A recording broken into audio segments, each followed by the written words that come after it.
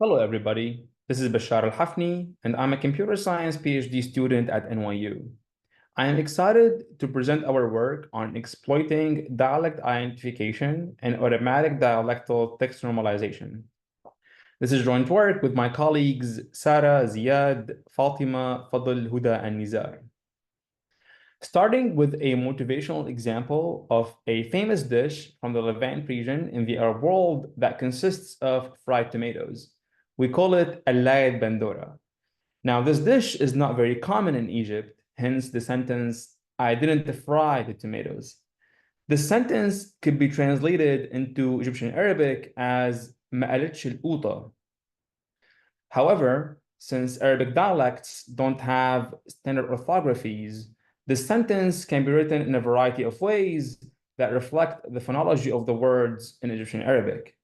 This phenomena is typically referred to as spontaneous orthography and can result in a large number of varieties for a given input. This high degree of variation poses major challenges on NLP applications. For example, if we prompt ChatGPT with these variations and ask it to group them based on their possible English translations, we get the following groups. So we get things like, I didn't say the lowest, I didn't say the tomato, I didn't fry the lowest, I didn't fry the tomato, and so on. Now, some of these translations are actually correct in some context. So if we look at group one, at these varieties, they could actually be read as ما قلتش الأوطى, which could actually mean I didn't say the lowest in Egyptian Arabic. Now, while this translation is correct, it does not reflect the intended meaning of the original sentence, which was, I didn't fry the tomato. So what can we do to reduce this large space of possible varieties of a given sentence so that we can help the system in arriving at the correct translation in this example? And that's where text normalization could actually be really helpful. Another issue I would like to highlight is the issue of dialectal variations within Arabic. Arabic dialects vary phonologically, lexically, and morphologically. So for example, the word tomato has many lexical items across the Arab world. So we have bandora in the Levant region, tomatum and uta in Egypt, and mtisha in Morocco. Now, if we would like to normalize the sentence ما قالتش القوطة, there is a wide range of possibilities to select from. However, if we condition text normalization on the dialect of the writer of this sentence, we might be able to reduce this space of possibilities. For instance, in Levantine, we know that the lexical item for tomato is bandora, and therefore the word uta cannot be the spontaneous orthography for uta, for example, and can only be read as al-auta. However, in Egyptian, the issue is more complicated, and it could be read as uta or auta, meaning tomato or lowest, respectively. But can we actually use dialectal information within a text normalization model to improve text normalization? In this work, we report on the task of codification, which is defined as normalizing dialectal text into the conventional orthography for dialectal Arabic, or coda. The input to our model is a dialectal Arabic sentence, and the output is a normalized version of the input in the coda convention. We study the effect of dialect identification on the task of codification, and we focus on 5 city dialects: Beirut, Cairo, Doha, Rabat, and Tunis.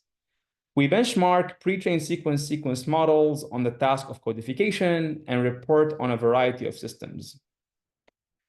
Now, when it comes to coda and dialect identification, coda was introduced by Habash et al. In 2012 for computational purposes. It was designed with the following goals. Coda is designed for all Arabic dialects to minimize the differences in choices when writing the dialects. Coda uses the Arabic scripts, and it's actually intuitive and easy to learn.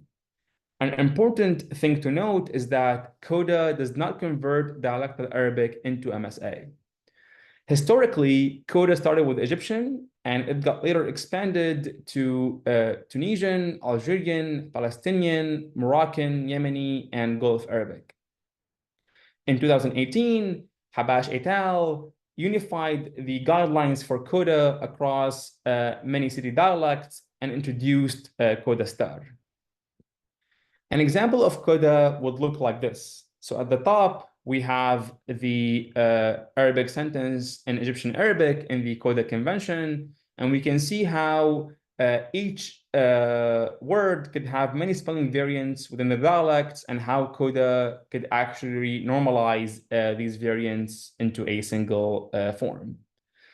Now, the task of dialect identification, or DID, is basically to identify the dialect of a given Arabic sentence or Arabic text. And it's a popular task in Arabic NLP with many organized shared tasks. It has been shown that DID information could actually be helpful in NLP tasks, such as machine translation and morphological tagging. In our work, we studied the effect of DID on the task of codification. In terms of the data we used, we rely on the Madar Coda corpus, which consists of 10,000 sentences from 5 Arabic city dialects. So we have Beirut, Cairo, Doha, Rabat, and Tunis. All these sentences are actually parallel across the cities. So we have 2,000 sentences from each city, and these sentences were selected from the Madar project. In terms of the annotations, all of the sentences were manually annotated for Coda, so we end up with a parallel corpus of raw and Coda texts. In terms of the splits, we split the data set into train, 70%, development or dev, 15%, and then test, 15% per dialect. And these splits were determined randomly. For our approach, we model the task of codification as an autoregressive distribution. So given a dialectal input sentence X, its dialect D, the goal of the model is to generate the codified version of X, which is Y. In our work, we use 2 pre-trained sequence models, and these are Arabart and ARAT5 version 2. To obtain the dialect ID label of the input sentence, we rely on the dialect ID system that was developed by Salama et al.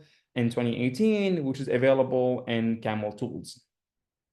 To integrate the dialect ID information within our models, we append a special dialect control token to the input sentences. And we explored 4 different control tokens. So we have the city control token, which represent the city dialect in Arabic. We have the MSA phrase and the DA phrase control tokens. And these are very small phrases that follow the template in city we say in both MSA and in the dialect of that city. So for instance, for the case of Beirut, the MSA phrase would be في بيروت مقول, whereas the DA phrase would be في بيروت منقول. Lastly, we also explored assigning an ad hoc digit to each dialect and then appending that digit as a control token to the input sentences. For the baselines and the systems, we start off with a simple word level lookup model that is based on MLE. So the goal of this model is, given an input word and its diagram context, the goal is to generate or look up the codified version of that word. For the sequence models, we train them into 2 different setups. So we have a joint setup where we train a single model on all of the dialectal sentences. And then we have an ensemble setup where we train 5 separate models for each dialect.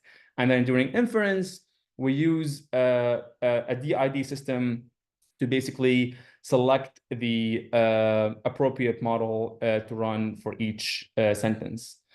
For the evaluation, we use the max match M2 scorer, which is a commonly used metric in grammatical error correction tasks, and the M2 scorer computes precision, recall, F1, and F0.5 at the span level of the edits the system makes against the gold data.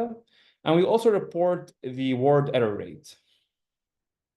In terms of the results, starting off with the results on the def set, the MLE baseline achieves an F0.5 of about 61. When it comes to the sequence-to-sequence models that do not use dialect information, we noticed that ERA-T5 was the better performer compared to ERA-BART in both the joint and the ensemble training setups.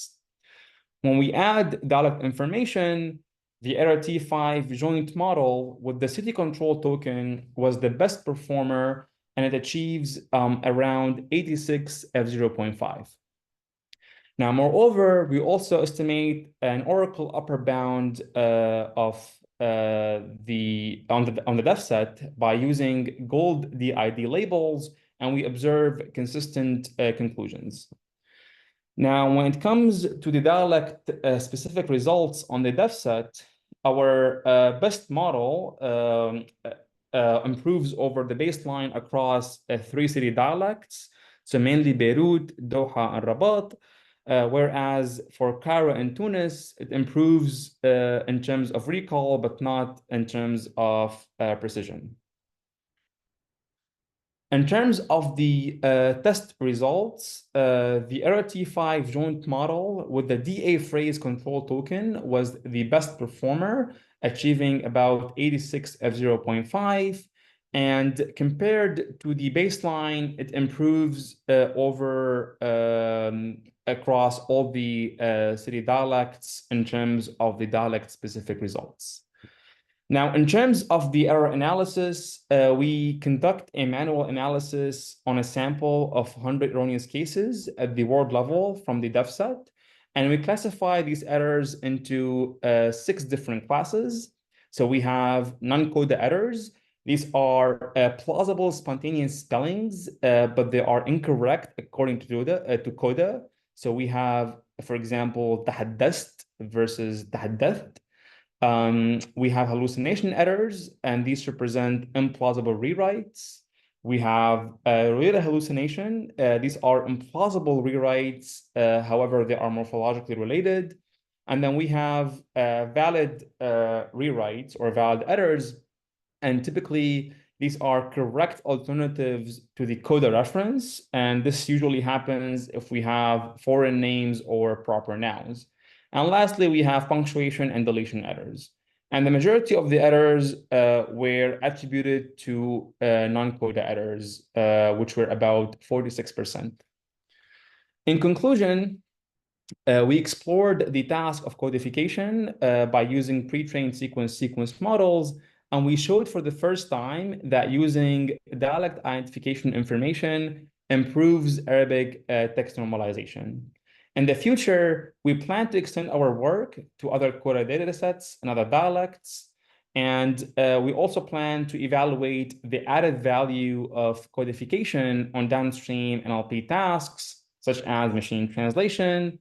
And lastly, we would like to develop models for coda error type classification.